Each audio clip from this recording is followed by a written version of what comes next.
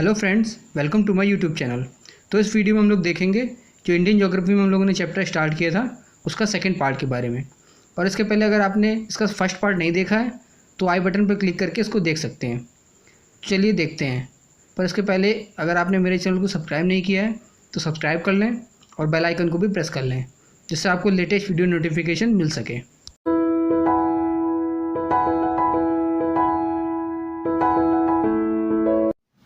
पिछले वीडियो में हम लोग देख चुके हैं भारत की भौगोलिक स्थिति, सीमा विस्तार, सीमा की लंबाइयाँ, भारत के अक्षांशीय और देशांतरी विस्तार और भारत के पड़ोसी देशों के साथ सीमा विस्तार।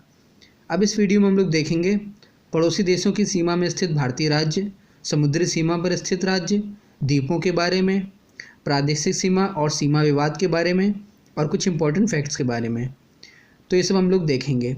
आप लोग इस वीडियो में बने रहें और वीडियो को पूरा देखें, जिससे आपको सभी चीज़ें अच्छे से समझ आ सकें। तो चलिए देखते हैं। तो पिछले वीडियो में मैंने बताया था कि पड़ोसी देश भारत के साथ कितनी सीमा शेयर करते हैं। अब देखते हैं पड़ोसी देश भारत के कितने राज्यों के साथ सीमा शेयर करते हैं। पर उससे पहले मैप में देख लेते हैं कि कौन कौन से पड़ोसी देश हैं। ये इधर पाकिस्तान इस शेप में, इधर अफ़गानिस्तान जो भारत के साथ सबसे छोटी सीमा शेयर करता है। वो कितनी सीमा शेयर करता है? 106 किलोमीटर। ये चीन, ये नेपाल, इधर भूटान, इधर म्यांमार और ये बांग्लादेश। ये तिब्बत है, इसको चाइना ने अपने कंट्रोल में कर लिया है और अब ये चाइना में ही आता है। तो चलिए देखते हैं कि कौन सा देश भारत के कितने राज्यों की सीमा पर स्थित है। हम सबसे ज़्यादा से शुरू करते हैं, मतलब जो देश सबसे ज़्यादा राज्यों के साथ सीमा साझा करता है। तो सबसे पहले आता है चीन। ये भारत के 5 राज्यों के साथ सीमा साझा करता है, मतलब भारत के 5 राज्य चीन की सीमा पर स्थित हैं। और वो कौन कौन से हैं इसको देख लेते हैं। तो सबसे पहले आता है जम्मू कश्मीर, फिर हिमाचल प्रदेश, उत्तराखंड, सिक्किम और अरुणाचल प्रदेश। मैप में देख लेते हैं। ये यहाँ से यहाँ तक जम्मू कश्मीर, फिर ये हिमाचल प्रदेश, फिर उत्तराखंड, फिर इधर सिक्किम और इधर अरुणाचल प्रदेश। फिर उसके बाद आता है नेपाल। ये भी भारत के 5 राज्यों के साथ सीमा बनाता है। और वो कौन कौन से हैं? उत्तर प्रदेश, उत्तराखंड, बिहार, पश्चिम बंगाल और सिक्किम। मैप में देख लेते हैं। ये उत्तर प्रदेश, ये उत्तराखंड, इधर बिहार, ये पश्चिम बंगाल और ये इधर सिक्किम। फिर आता है बांग्लादेश। ये भी भारत के 5 राज्यों की सीमा पर स्थित है। और वो कौन कौन से हैं? तो ये पश्चिम बंगाल, असम, मेघालय, त्रिपुरा और मिज़ोरम। तो चलिए इसको भी मैप में देख लेते हैं। ये पश्चिम बंगाल, ये असम, ये मेघालय, ये त्रिपुरा और ये मिज़ोरम। तो ये 5 राज्य हैं जो बांग्लादेश के साथ सीमा बनाते हैं। और एग्ज़ाम में एक क्वेश्चन पूछा जाता है कि भारत का ऐसा कौन सा राज्य है जो 3 ओर से बांग्लादेश से घिरा है। तो वो कौन सा राज्य है? त्रिपुरा। ये 3 ओर से बांग्लादेश से घिरा है। जैसा कि आप मैप में देख पा रहे होंगे कि ये 3 ओर से बांग्लादेश से घिरा है। इसके बाद आता है भूटान। ये भारत के 4 राज्यों के साथ सीमा बनाता है। और वो कौन कौन से हैं? सिक्किम, पश्चिम बंगाल, असम और अरुणाचल प्रदेश। मैप में देख लेते हैं। ये सिक्किम, ये पश्चिम बंगाल, असम और ये अरुणाचल प्रदेश। फिर आता है म्यांमार। ये भी भारत के 4 राज्यों के साथ सीमा बनाता है। वो कौन कौन से हैं? अरुणाचल प्रदेश, नागालैंड, मणिपुर और मिज़ोरम। ये मैप में इधर अरुणाचल प्रदेश, नागालैंड, मणिपुर और मिज़ोरम। फिर उसके बाद आता है अफ़गानिस्तान। ये भारत के केवल एक राज्य के साथ सीमा बनाता है। और वो कौन सा है? जम्मू कश्मीर। ये इधर। तो आई होप आपको ये सब समझ आया होगा। तो चलिए अब देखते हैं तट सीमा पर स्थित राज्य के बारे में और अलग अलग राज्यों में स्थित तटों के नामों के बारे में। जैसा कि मैंने पिछले वीडियो में बताया था कि भारत की तट सीमा है ये, और इसकी लंबाई है 7,516.6 किलोमीटर। और कौन कौन से राज्य तट सीमा पर स्थित हैं?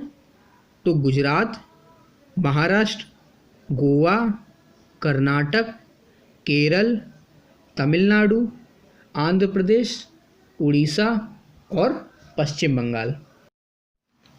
तो अब देख लेते हैं कि इन तटों को क्या नाम दिए गए हैं। तो पहले गुजरात में जो तट है उसको बोला जाता है काठियावाड़ तट। इसमें गुजरात और दमन और दीव आते हैं। उसके बाद महाराष्ट्र और गोवा में जो तट है उसको बोलते हैं कोंकण तट। उसके बाद कर्नाटक में जो तट है उसको बोलते हैं कन्नड़ तट। उसके बाद केरल में जो तट है उसको बोलते हैं मालाबार तट। फिर तमिलनाडु में जो तट है उसको बोला जाता है कोरोमंडल तट। तथा आंध्र प्रदेश में जो तट है उसको उत्तरी सरकार तट कहते हैं। उसके बाद देखते हैं उड़ीसा में जो तट है उसको क्या कहते हैं। तो उड़ीसा में जो तट है उसको बोलते हैं उत्कल तट। इसी तरह पश्चिम बंगाल में जो तट है उसको बोलते हैं बंगाल तट। तो ये हुआ, आई होप आपको समझ आ रहा होगा। उसके बाद एक क्वेश्चन बनता है कि सबसे बड़ी तट सीमा वाला राज्य कौन सा है। तो सबसे बड़ी तट सीमा वाला राज्य कौन सा है? यह है गुजरात। इसकी सीमा है 1600 किलोमीटर। और फिर दूसरे नंबर पे आता है आंध्र प्रदेश और फिर उसके बाद तमिलनाडु। फिर इसी तरह क्वेश्चन बनता है कि सबसे बड़ी तट सीमा वाला केंद्र शासित प्रदेश कौन है। तो वो है अंडमान और निकोबार। इसकी तट सीमा है 1900 किलोमीटर। और एक तरह से देखा जाए तो अंडमान और निकोबार ही भारत की सबसे बड़ी तट सीमा वाला राज्य या केंद्र शासित प्रदेश कह सकते हैं। तो इसके बाद देखते हैं द्वीपों के बारे में और देखते हैं कि भारत में कितने द्वीप हैं। तो मैंने पिछले वीडियो में बताया था कि द्वीप क्या होते हैं, तो चलिए फिर से देख लेते हैं। तो द्वीप वह स्थलखंड होते हैं जो चारों ओर से जल से घिरे होते हैं, मतलब इसके चारों ओर जल होता है। और मैंने बताया था कि ये छोटे भी हो सकते हैं और बड़े भी हो सकते हैं। तो चलिए देखते हैं भारत में कितने द्वीप हैं। तो भारत में द्वीप हैं 247। 43 द्वीप हैं अरब सागर में और 204 द्वीप हैं बंगाल की खाड़ी में। मतलब ये वाला जो क्षेत्र है अरब सागर कहलाता है, इसमें 43 द्वीप हैं। तथा ये वाला जो क्षेत्र है बंगाल की खाड़ी कहलाता है, इसमें द्वीप हैं 204। और जो अरब सागर और बंगाल की खाड़ी है वो हिंद महासागर के ही पार्ट हैं। फिर इसके बाद देखते हैं लक्षद्वीप के बारे में। ये अरब सागर में स्थित छोटा सा द्वीप है, ये यहाँ पर। इसकी कैपिटल है कावारत्ती। ये द्वीप एक कोरल द्वीप का उदाहरण है। और ये कोरल द्वीप क्या होता है इसको देखते हैं। कोरल होता है समुद्र के वर्षावन क्षेत्र। इन क्षेत्रों में सबसे ज़्यादा जैव विविधता पाई जाती है। जैव विविधता का मतलब जीवों एवं वनस्पतियों की कई सारी प्रजातियां जहाँ पर पाई जाती है उसको बोलते हैं जैव विविधता। कोरल द्वीप CaCO3 मतलब कैल्शियम कार्बोनेट से बने होते हैं। इस क्षेत्र का टेम्परेचर 25 से 27 डिग्री सेल्सियस तक होता है और यहाँ पर नीले हरे शैवाल पाए जाते हैं। लक्षद्वीप का सबसे बड़ा द्वीप है मिनिकॉय, ये यहाँ पर दिख रहा है। तो अभी हम लोगों ने अरब सागर में स्थित जो इम्पोर्टेंट द्वीप हैं उसके बारे में देखा, जैसे लक्षद्वीप। अब इसके बाद हम लोग देखेंगे बंगाल की खाड़ी में स्थित जो इम्पोर्टेंट द्वीप है उसके बारे में। तो बंगाल की खाड़ी में जो इम्पोर्टेंट द्वीप है वो है अंडमान और निकोबार द्वीप। इसके भी कई सारे इम्पोर्टेंट भाग हैं, उसको हम लोग देखेंगे। तो अंडमान और निकोबार द्वीप एक ज्वालामुखी द्वीप का उदाहरण है, क्योंकि इसमें भारत का एकमात्र सक्रिय ज्वालामुखी बैरन द्वीप पाया जाता है, जो कि मिडिल अंडमान में स्थित है। ये पिक में इधर देख सकते हैं। तो अंडमान और निकोबार में मुख्य रूप से द्वीप हैं 7, जो पिक में ये दिख रहे हैं। 4 अंडमान द्वीप में और 3 निकोबार द्वीप में। सबसे पहले नॉर्थ अंडमान, फिर उसके बाद है मिडिल अंडमान, फिर उसके बाद है लोअर अंडमान जिसको साउथ अंडमान भी कहते हैं, और फिर इसके बाद है लिटिल अंडमान। फिर निकोबार में 3 कार निकोबार, लिटिल निकोबार और ग्रेट निकोबार। बैरन द्वीप यहाँ पर स्थित है मिडिल अंडमान में। फिर ये बीच में 10 डिग्री दिख रहा है, ये 10 डिग्री चैनल कहलाता है। और ये चैनल क्या होता है ये आपको मैं अभी आगे बताऊंगा।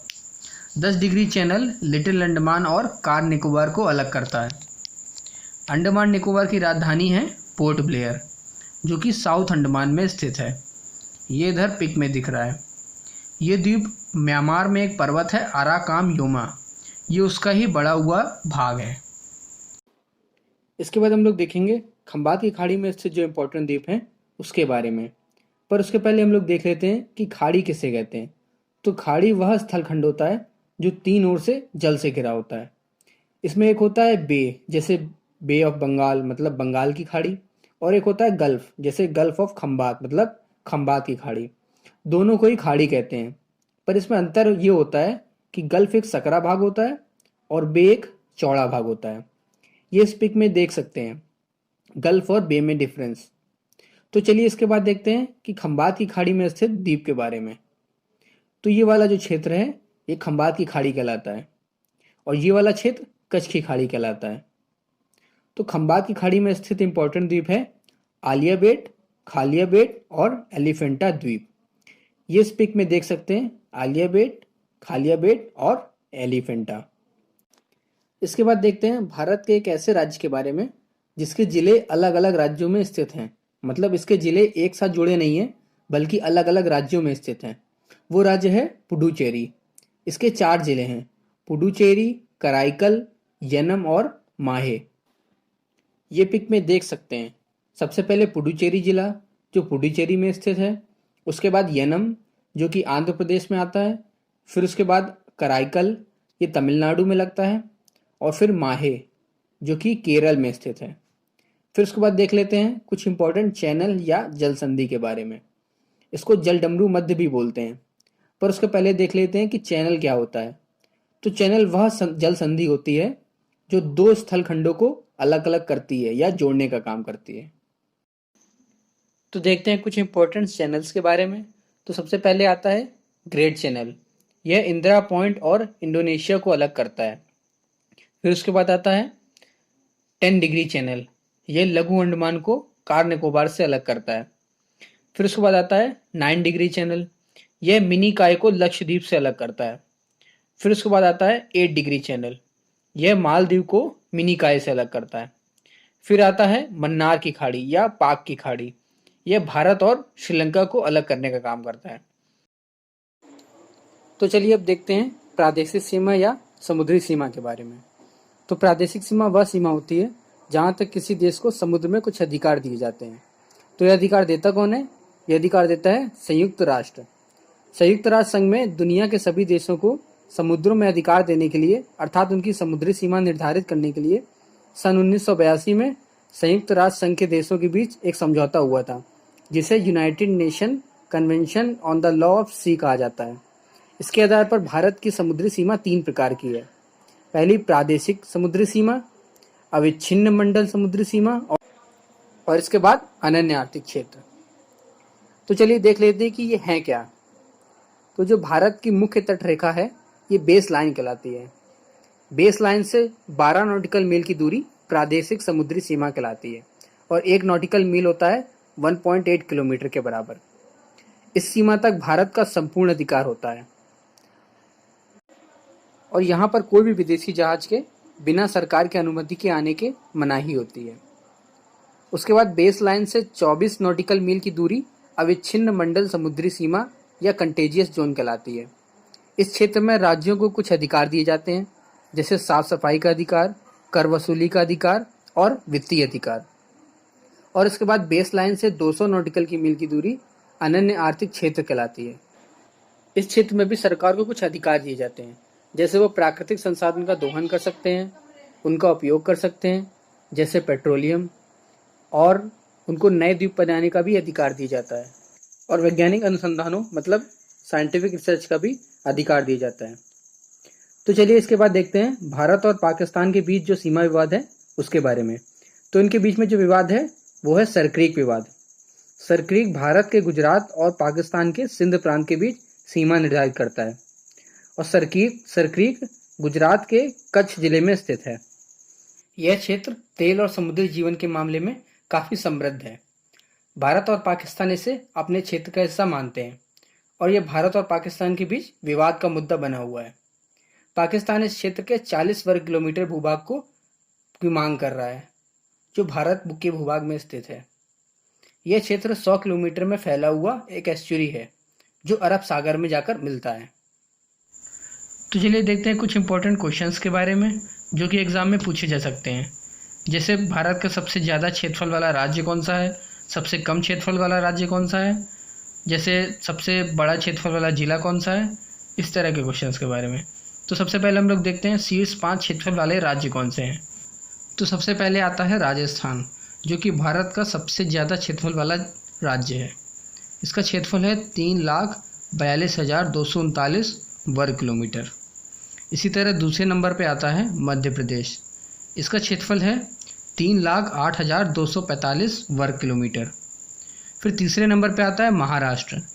इसका क्षेत्रफल है 3,07,713 वर्ग किलोमीटर। फिर उसका चौथे नंबर पे आता है उत्तर प्रदेश। इसका क्षेत्रफल है 2,40,928 वर्ग किलोमीटर। फिर पाँचवें नंबर पे आता है जम्मू कश्मीर। इसका क्षेत्रफल है 2,22,236 वर्ग किलोमीटर। फिर उसके बाद देखते हैं भारत का सबसे कम क्षेत्रफल वाला राज्य, तो ये है गोवा। इसका क्षेत्रफल है 3,702 वर्ग किलोमीटर। फिर इसके बाद देख लेते हैं भारत का सबसे ज़्यादा क्षेत्रफल वाला ज़िला कौन सा है। तो भारत का सबसे बड़ा जो क्षेत्रफल वाला ज़िला है वो है कच्छ, जो कि गुजरात में स्थित है। इसका क्षेत्रफल है 45,652 वर्ग किलोमीटर। इसी तरह दूसरे नंबर पे आता है लेह, जो कि जम्मू कश्मीर में है, और इसका क्षेत्रफल है 45,110 वर्ग किलोमीटर। फिर तीसरे नंबर पे आता है जैसलमेर, जो कि राजस्थान में है, और इसका क्षेत्रफल है 39,313 वर्ग किलोमीटर। फिर चौथे नंबर पे आता है बीकानेर, ये भी राजस्थान में है। इसका क्षेत्रफल है 28,466 वर्ग किलोमीटर। फिर पाँचवें नंबर पे आता है बाड़मेर, ये भी राजस्थान में है, और इसका क्षेत्रफल है 28,392 वर्ग किलोमीटर। फिर इसके बाद देख लेते हैं सबसे कम क्षेत्रफल वाला ज़िला कौन सा है भारत में, जो कि है माहे। ये पुडुचेरी में स्थित है और इसका क्षेत्रफल है 9 वर्ग किलोमीटर। तो इस वीडियो में बस इतना ही। आपको ये वीडियो हेल्पफुल लगा हो तो इसको लाइक करें और शेयर करें, और अगर आपको इसमें कोई भी चीज़ समझ में ना आई हो तो आप कमेंट करके पूछ सकते हैं। तो चलिए मिलते हैं अगले वीडियो में, तब तक के लिए बाय।